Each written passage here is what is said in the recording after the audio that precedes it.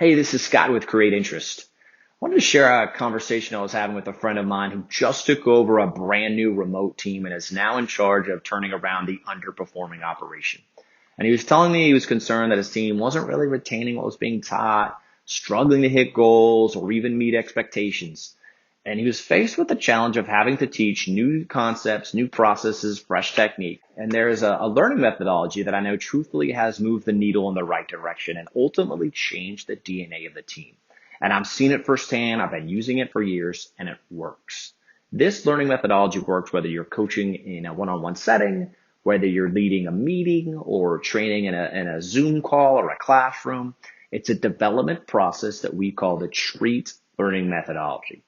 It takes people from where they are to where they need to be. First is T for technique. We're always going to focus on techniques and tools. We will not always focus on our own techniques or what we've done, but the ones that have proven to work, the best practices that have proven most successful, the ones that have produced results.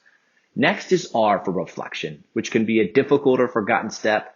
We must invite and encourage reflection on the topic. Reflection is dialogue. Reflection is debate. It helps what is being taught truly stick. It's our job to ask the questions to the learners, and the learner's job is to answer and reflect on what is being taught.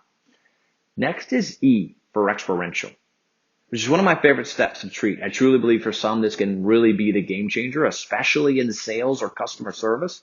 Most people learn by doing. It's our job to create the environment to practice. I've seen a lot of leaders avoid role playing because maybe it's uncomfortable for them. Maybe they think it's uncomfortable for the learner. It's important to create the experiential learning environment to practice what is being taught in real life scenarios.